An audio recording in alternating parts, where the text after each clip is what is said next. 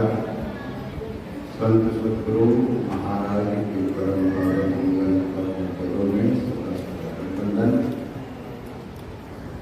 अपने स्वर्गवास में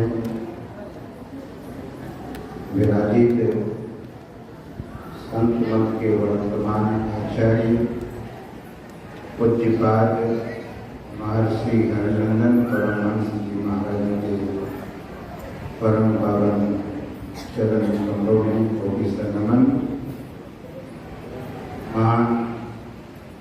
मंच पर उपस्थित मत मंगल व पूज्य साधु समाज महासभा के सम्माननीय पदाधिकारीगण,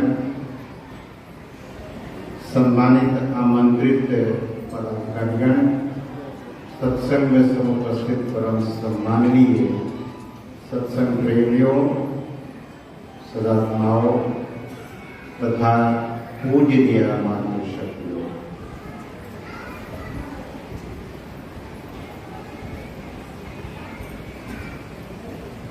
मैं प्रथम बार इस आश्रम में अपने गुरुधाम में जब आया तो गुरु निवास में जाकर संत सदगुरु महाराज के पवित्र स्थान को नमन किया और बगल में पूज्यपाद महर्षि संतसेवी परमहंस जी महाराज विराजमान थे।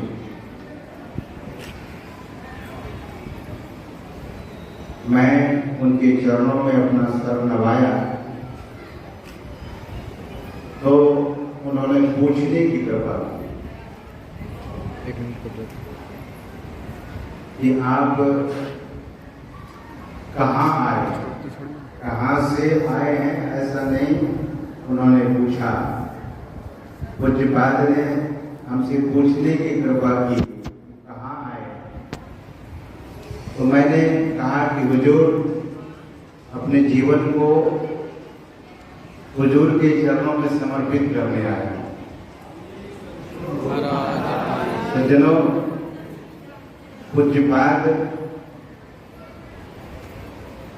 पूज्य महर्षि हरिनंदन परमहंस जी महाराज को बुलाते हैं और कहते हैं कि युवक पढ़ा लिखा है, इनको कोई सेवा आप दे दीजिए।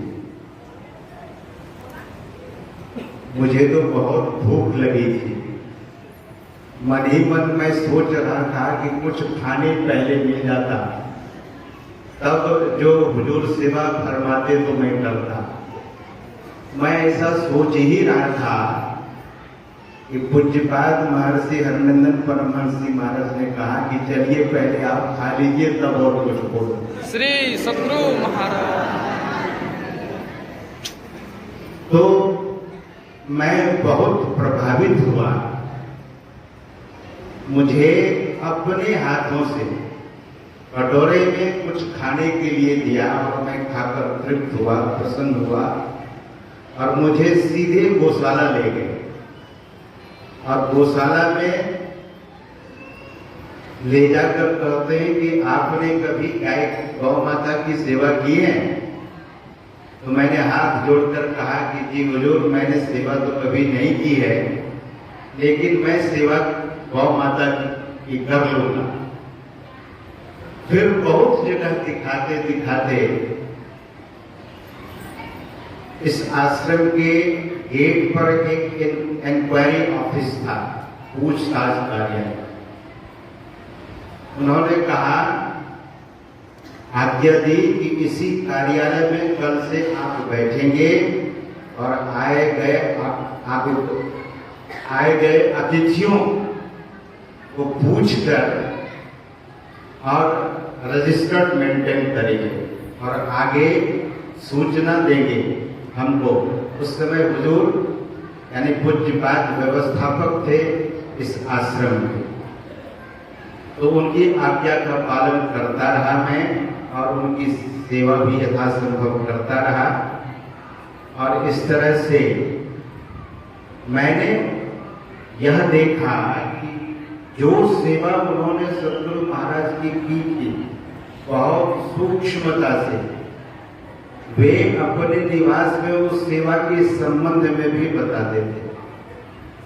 साधु कोई लिख लेने से नहीं होता है कि बहुत पढ़ लिख लिया तो साधु हो गए।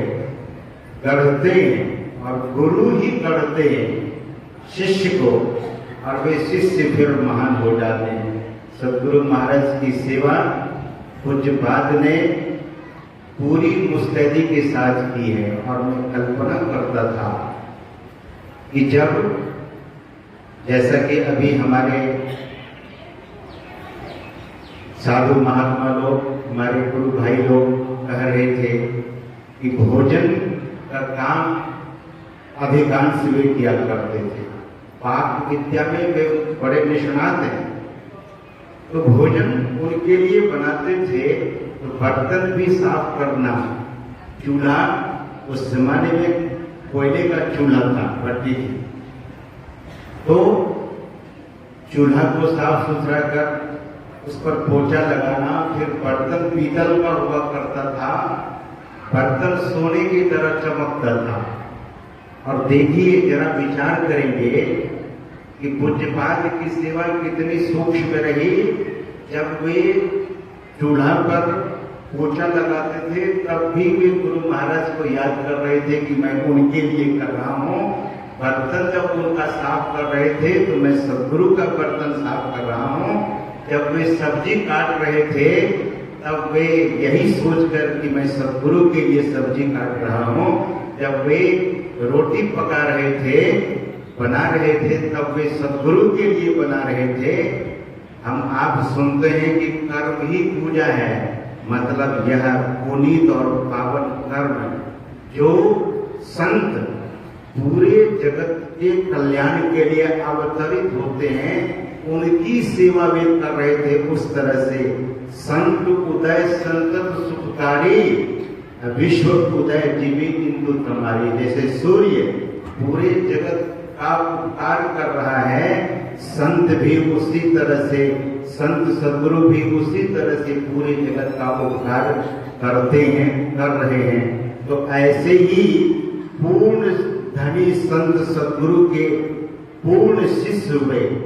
गुरु भी पक्के और सच्चे और शिष्य भी पक्के और सच्चे।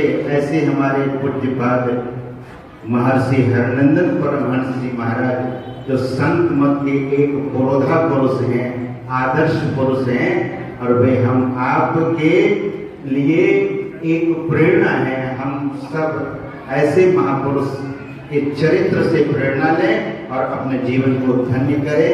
इन्हीं शब्दों के दो उस शब्द का रखते हुए उनके चरणों में प्रणाम करता हूँ और सदगुरु महाराज से प्रार्थना करता हूँ कि वे अपनी महिमा से हम सबों के बीच में बने रहें और हम लोगों को उनका सानिध्य लाभ होता रहे। इन्हीं शुभकामनाओं के साथ उनके चरणों में बारंबार मैं प्रणाम करता हूँ। बोलिए श्री सदगुरु